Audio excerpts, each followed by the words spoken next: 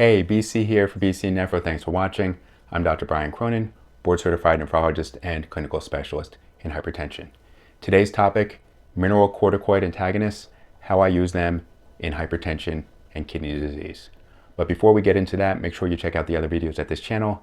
Check out bcnephro.com where you'll find articles not only on this topic, but on a wide range of nephrology subjects. I'm also on Instagram at bcnephro. Links to all will be in the description below. But now, let's get into it. There are 3 mineralocorticoid antagonists available in the US. The first is Spironolactone, a first-generation steroidal mineralocorticoid antagonist that is not selective for the mineralocorticoid receptor. That means it can also block other receptors such as progesterone and androgen receptors. Second is Eplerenone, which is a second-generation steroidal mineralocorticoid antagonist, and this is more selective for the mineralocorticoid receptor. It is, however, less potent than spironolactone. And finally, the most recent medication is Finerenone. This is a non-steroidal mineralocorticoid antagonist, and for this reason, it is the most selective of the 3 for the mineralocorticoid receptor. I'm going to get into how mineralocorticoid receptor antagonists work, the differences between these 3 medications, and how I personally use them in clinical practice. Mineralocorticoid receptors work by blocking the mineralocorticoid receptor. Now, the mineralocorticoid receptor in the kidney is located in the principal cell of the distal nephron. When activated by aldosterone, it leads to increased expression of the ENaC epithelial sodium channel, which is then inserted into the luminal membrane.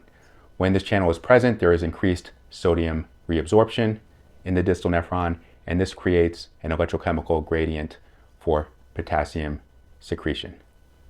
These things will tend to increase plasma volume and raise blood pressure and decrease the plasma potassium.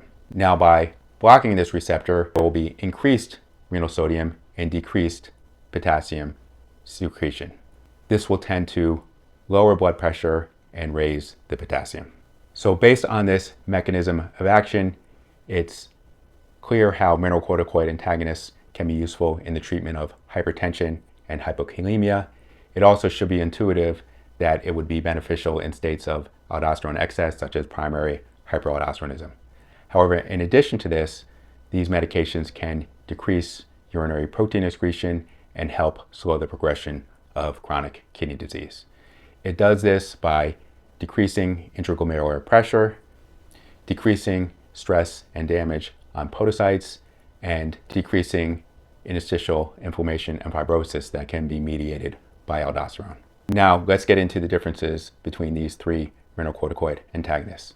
First, spironolactone is non-selective for the mineralocorticoid receptor. It can also block progesterone and androgen receptors, whereas Finerenone and Eplerenone are selective for the mineralocorticoid receptor. For this reason, there tends to be side effects with spironolactone not seen by the other 2, including gynecomastia, decreased libido, and menstrual irregularities. Next, spironolactone and Eplerenone are steroidal mineralocorticoid antagonists, whereas Finerenone is not. It is non-steroidal. For this reason, Finerenone is the most selective for the mineralocorticoid antagonist out of all 3 medications. Next, Eplerenone is metabolized by the cytochrome P450 system. Therefore, there are many drug interactions that can either result in increased or decreased levels of this medication. And finally, spironolactone and Eplerenone are mainly distributed in the kidney, whereas Finerenone is equally distributed between the kidney and the heart. Finerenone is less lipophilic, has a relatively short half-life, and does not have active drug metabolites. For these reasons, it is less prone to raise the plasma potassium or lower the blood pressure. Now, a major concern potential side effect of all these medications, including Finerenone, is hyperkalemia, especially since many of the patients who have an indication for one of these medications is also on a renin-angiotensin system blocker. Therefore, this needs to be monitored very closely. My clinical practice is to typically not initiate spironolactone or Eplerenone if the potassium is greater than 4.7. I may consider Finerenone in this context because it is less prone to raise the potassium. I also routinely check the basic metabolic panel 1 to 2 weeks after initiating or increasing the dose of any of these medications. And finally, I advise my patients to avoid other medications that can raise the potassium. Common ones include Bactrim, the trimethoprim component of this medication can raise the potassium, as well as NSAIDs. If for some reason a short course of one of those medications is absolutely necessary, I advise my patients to hold the spironolactone while they're taking the other medication. Now, how I use these medications. Of the three, I use spironolactone the most often. This is for several reasons, including the fact that it is generic, so cost typically is not an issue.